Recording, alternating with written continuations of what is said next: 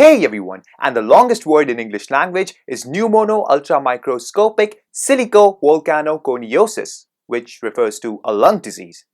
It's a really long word and it's also a cool word, and in this video we're gonna talk about some really cool words in English.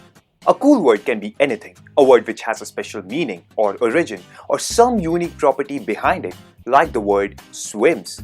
Swims will still be swims even if turned upside down.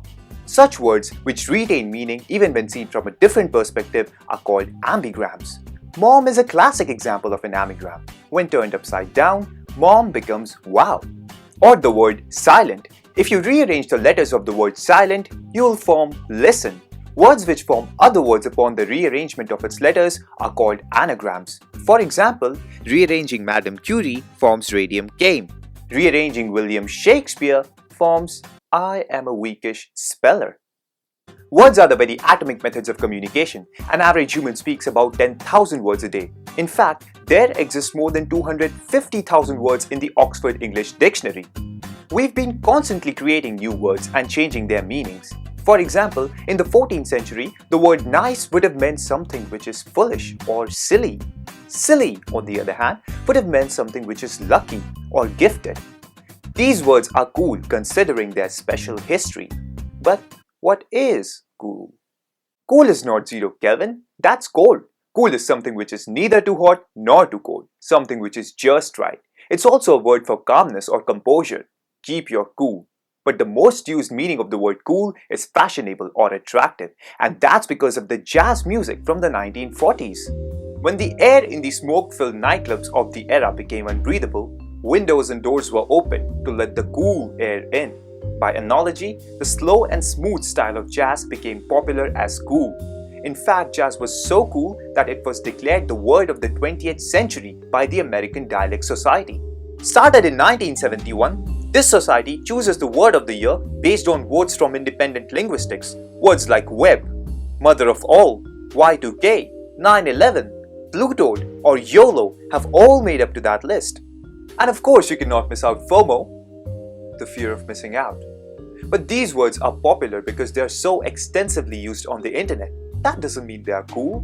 Coolestwords.com lists all the cool words from the internet and ranks them by user ratings. At present, the coolest word is defenestration, and it means throwing someone out of the window.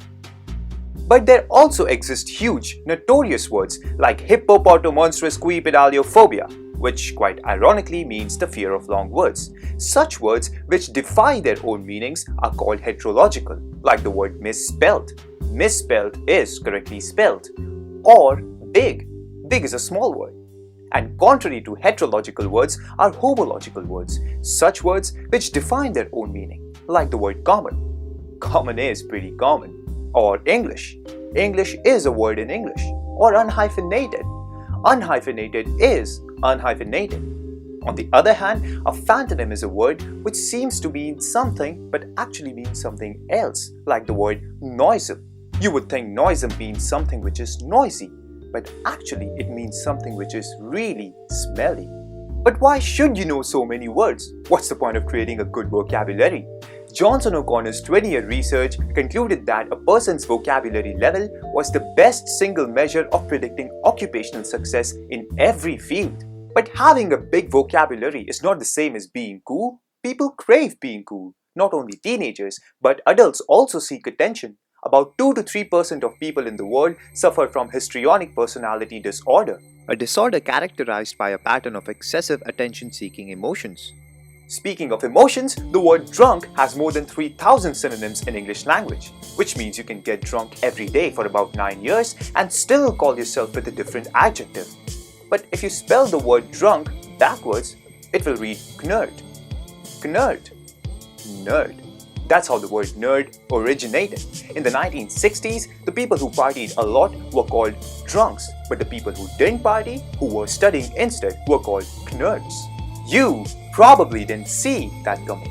Words which can be represented using simple letters are called grammograms. Words like Y, T, Q, QT are easier to type, and this is why they are preferred in chatting. Typewriter is also a cool word. Typewriter can be typed using only the top row keys of the keyboard. That must be startling. Startling. Startling is one of those unique words which forms a new word every time you remove a letter from it. It goes like this: startling, starting, staring, string, sting, sing, sin, in, I. But a cool word could also be just another simple word which has a lot of meanings, like the word run. Run has the most number of definitions, having a total of 179 meanings. Set is also such a word which is tiny but has a total of 119 meanings. I always knew size didn't matter. I'd rather not master date or go out on a movie alone. Using words like master date, asshole, selfish, instead of their other infamous counterparts, are called egg god. But my favorite kind of words are palindromes. Words like madam, level, or rotator, which read the same even when spelled backwards, are called palindromes. But interestingly, palindrome is not a palindrome. If you read the word palindrome backwards, it becomes immordnilap. Immordnilap is a word which when spelled backwards becomes a new word, like the word deserts. If you read the word deserts backwards, it becomes stressed. Palindrome is an immordnilap. Immordnilap also is an immordnilap, which, if you would recall, would make it a homological word, something which defines its own meaning. English is a crazy language. Quicksand works slowly, boxing rings are square, noses can run, and feet can smell. English has been extracted from other languages and has been thoroughly changed over time. For example, around 400 years ago, the statement "please subscribe" would have been said as "prithee subscribe."